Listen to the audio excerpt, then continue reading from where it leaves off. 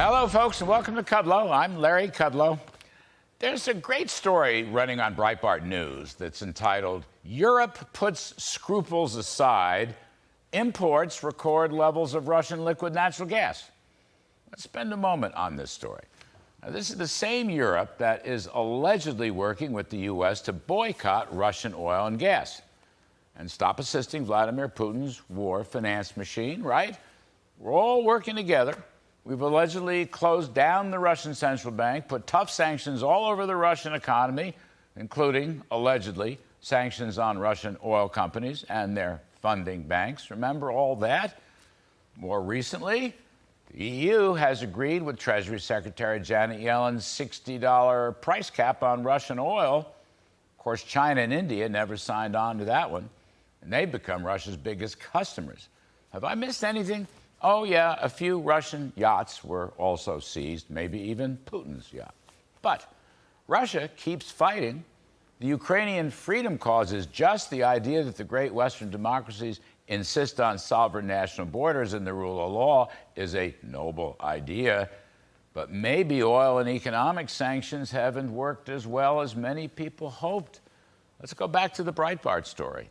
It turns out that imports of LNG from Russia rose by 21% over pre-war levels, this to the European Union and Great Britain. Now, mind you, this is not natural gas sent through pipelines by Russia. This is liquid natural gas. There's a very big difference. So here's some more numbers.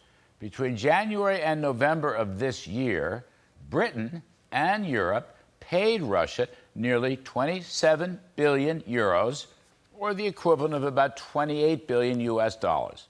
And here's the killer. The Kiel Institute in Germany has found that the EU has collectively sent 29 billion euros in military and financial assistance to the Ukraine.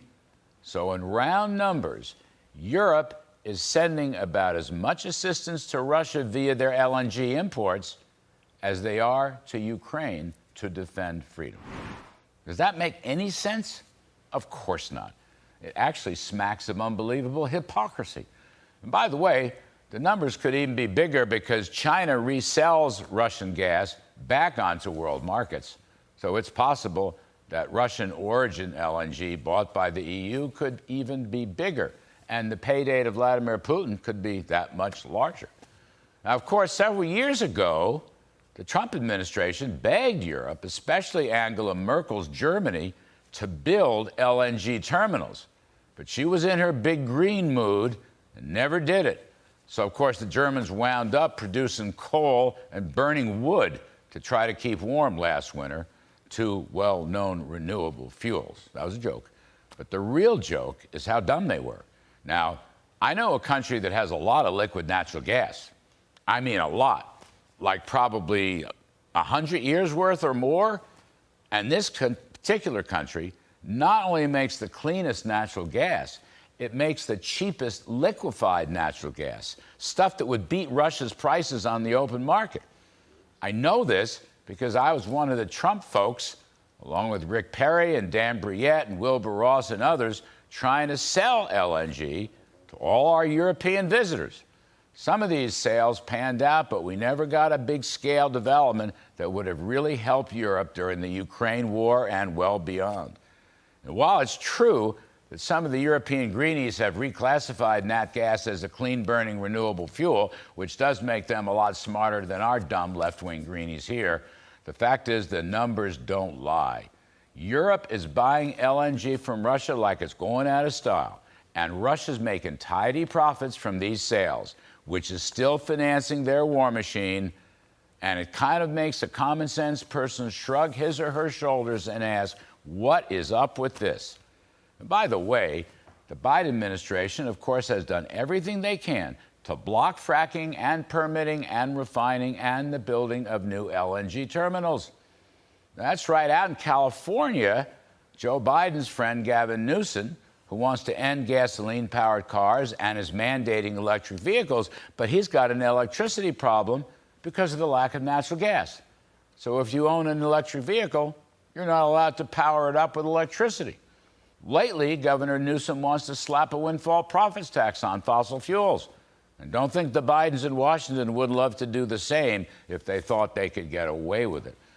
And finally, in my conversation last night with Israeli Prime Minister Benjamin Netanyahu, we talked about how Israel has discovered huge natural gas reserves in the eastern Mediterranean.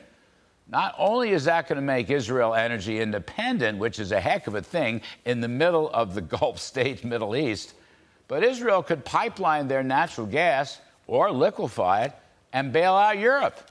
That is, if the Europeans would let them. The moral of the story, as far as I'm concerned, the U.S. and Europe wouldn't be in this fix if they'd kept the fossil fuel spigots open. If oil were down around $40, $50 a barrel where it was during the energy independent Trump years, Putin wouldn't have ever had enough money to wage war. If we were producing 15 million barrels a day with virtually unlimited natural gas and pipelines and refineries and LNG terminals, we wouldn't have to worry about OPEC Plus either. At $100 a barrel, Putin becomes this madcap conqueror with all that energy money, Crimea, Belarus, Ukraine. But at $40 or $50 a barrel, he stays home riding his brown horse with no shirt on. It boggles my mind how we let these left-wing radical greenies put us in the mess that never should have happened in the first place. And that is my riff.